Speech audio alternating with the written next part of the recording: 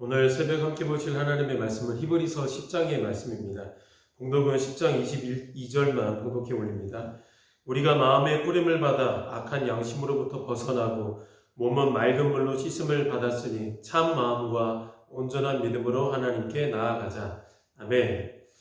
여러분, 구약의 성막이나 또는 성막을 기초로 만들어진 성면의 도면을 보시면 전부 출입구가 동쪽으로 되어 있습니다. 그리고 그 동쪽으로 들어와서 서쪽으로 진행되는 도면으로 짜여져 있는 것을 우리가 잘 알고 있죠. 아시는 분은 이미 아시겠지만 이 동쪽에서 서쪽으로 진행되는 길들의 문들을 보시면 출입하는 동쪽의 문이 가장 크고 넓습니다. 그리고 서쪽으로 가면 갈수록 그 문들이 조금씩 더 협소해집니다. 에스겔서에 기록된 성전 환상만 보더라도 동쪽에 출입하는 입구는 그 크기 단위를 장대라는 단어를 사용할 정도로 넓은 문으로 묘사를 해 놓습니다. 그리고 성소와 지성소로 가까워 오면 가까워 올수록 그 문의 입구가 급격하게 작아지는 형태로 되어 있는 것이 에스겔서의 성전 환상의 도면이었습니다. 성막과 성전에서 가장 심장부, 하나님의 임재의 처소로 여겨지는 곳이 지성소죠. 근데 그 지성소를 향하고 있는 문에는 독특한 것이 있었습니다. 그게 바로 휘장입니다. 다시 말해서 그 휘장은 넓은 문을 지나와서 가장 좁은 문에 다다랐을 때에 가장 최종적으로 만나게 되는 최종적 입구의 모습이었다라는 사실입니다. 그래서 예수님이 공생의 사역 가운데 이런 말씀을 하셨죠. 좁은 문으로 들어가라. 여러분, 이 좁은 문으로 들어가라 라는 이 말씀의 영적인 의미가 바로 여기에 있는 것입니다. 예수께서 열어놓으신 그 길이 바로 좁은 길인데 그 길만이 하나님과의 재회를 통해 죄인된 인간이 다시 생명을 얻을 수 있는 유일한 길이라는 의미입니다. 그러면 반대로 좁은 문을 지나지 않고 좁은 길로 들어오지 않고 넓은 문과 넓은 길로 간다는 것은 성전과 성막 바깥으로 떠나겠다는 시도가 되는 거겠죠.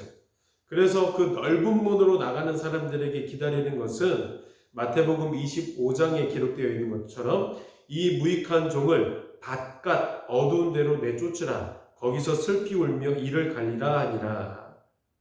여러분, 넓은 문으로 가는 것, 넓은 길로 가는 것, 무엇이 기다리고 있습니까? 사망과 진노의 심판이 기다리고 있는 것입니다.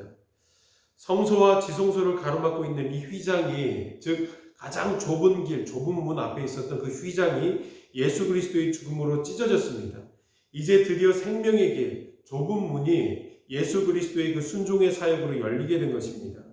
영광의 하나님의 품에 안길 수 있는 그 길이 열렸고 그분과의 관계적 충만함 가운데에서 우리가 언제든지 그 거룩하신 하나님을 아버지라 부르며 그분의 도움을 요청하고 또 그분의 얼굴을 구할 수 있는 놀라운 길과 문이 활짝 열리게 되었다는 것입니다. 근데 히브리서 기자가 보니까 성도들이 그 길을 믿음으로 가지 않더라는 것입니다. 예수 그리스도의 그 피의 제사를 믿지 않습니다. 어떤 식으로 믿지 않는지를 살펴보니까요. 오늘 10장 14절에 이렇게 기록하죠. 그가 거룩하게 된 자들을 한 번의 제사로 영원히 온전하게 하셨느니라. 이 구절을 근거로 추론해 보면 당시 성도들이 계속해서 과거의 제사적 의식에 빠져 있더라는 것입니다. 매일 드리는 제사 또는 절기나 분기마다 드리는 제사의 습관들 속에서 그 제사가 반복적으로 이루어지지 않는 것에서 무엇인가 결핍을 느끼면서 또다시 반복되는 제사를 드리려는 시도를 하고 있더라는 것입니다. 예수 그리스도의 육체가 찢어지는 그 제사가 자기들 눈 앞에서 매일마다 반복되는 제사가 아니다 보니까 조금씩 믿음을 잃더라는 것입니다. 그래서 히브리서 기자가 분명하게 이 흔들리는 믿음을 바로 잡아주고 있는 겁니다. 다시 10장 14절을 읽어드립니다. 그가 거룩하게 된 자들을 한 번의 제사로 영원히 온전하게 하셨느니라. 예수 그리스도의 제사는 지속되어야 하는 제사가 아니라 한 번의 제사로 영원성을 갖는다라는 분명한 믿음을 취하도록 권면하고 있는 것입니다. 만약에 지속되어야 한다면 오히려 그 제사가 불완전하다는 것을 의미하고 확증하는 것입니다. 그래서 10장 11절에 이렇게 구약의 제사를 설명하고 있는 겁니다. 제사장마다 매일 서서 섬기며 자주 같은 제사를 드리되 이 제사는 언제나 죄를 없게 하지 못하거니와. 매일 제사를 드려야 할 필요가 어디에 있었냐면 죄를 없게 하지 못하는 불완전한 제사였기 때문에 매일 그리고 자주 드려야 했다라고 설명하고 있는 것입니다. 하지만 예수 그리스도의 제사는 다릅니다. 단 한 번으로 모든 것들이 완성된다고 선언하는 것입니다. 왜냐하면 그 제사는 완전한 제사였기 때문입니다. 17절, 18절 말씀을 제가 읽어드립니다.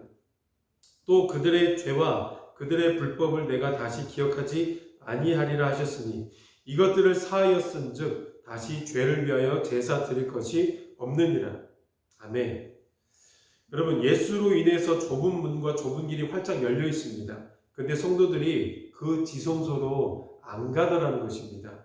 계속해서 옛 관습과 옛 습관에 젖어서 과거처럼 번제단에서 제사를 지내야 될 것 같고 물두멍에서 자기 몸을 쓰셔야 될 것 같고 그렇게 구약스럽게 하나님을 섬기려고 한다는 것입니다. 그런 성도들을 향하여서 히브리서 기자가 단호하게 선언을 이어갑니다. 우리가 마음의 뿌림을 받아 악한 양심으로부터 벗어나고 몸은 맑은 물로 씻음을 받았으니 참 마음과 온전한 믿음으로 하나님께 나아가자. 여러분 생각해 보시기 바랍니다. 예수께서 열어놓으신 그 길과 문에 들어가는 사람들은 결국 어떤 사람들이겠습니까? 믿음으로 나아가는 사람들이에요. 자신을 바라보는 것이 아니라 예수 그리스도를 바라보고 그 예수 그리스도로 인하여서 믿음으로 나아가는 사람들입니다. 그 사람들이 좁은 문과 좁은 길로 가는 것입니다. 자신의 입술에서 좌절 섞인 분위기로 나오는 말에 집중하는 것이 아니라 위험스러운 그 하나님의 입술에서 선포되어지는 그 말씀에 귀를 기울이는 사람들은 반드시 믿음의 자리로 나아가는 것입니다. 여러분 오늘 히브리서 기자가 믿음으로 반응하라고 강력하게 요청하고 주문합니다. 우리는 이미 예수 그리스도의 보혈로 뿌림을 받았고 또 그 보혈로 인해 악한 양심으로부터 벗어남과 동시에 맑은 물로 씻음을 받은 존재들이기 때문에 제발 믿음으로 반응하라고 요청합니다. 그래서 10장 마지막 부분에 나의 의인은 믿음으로 말미암아 살리라. 또한 뒤로 물러가면 내 마음이 그를 기뻐하지 아니하리라 라고 말씀하고 있는 것입니다. 그래서 결국에는 히브리서 기자가 믿음을 이야기하면서 결론적으로 주목시키는 게 뭡니까? 사람의 행위나 사람의 열심이나 공로입니까? 히브리서 12장 2절은 이렇게 우리를 주목시킵니다. 믿음의 주요 온전하게 하시는 이 예수를 바라보라. 여러분 믿음이 무엇이냐면 예수를 바라보는 것입니다. 예수를 바라보게 될 때 우리 안에 생겨나는 것이 바로 믿음이고 그 믿음이 하나님을 기쁘시게 한다는 사실입니다.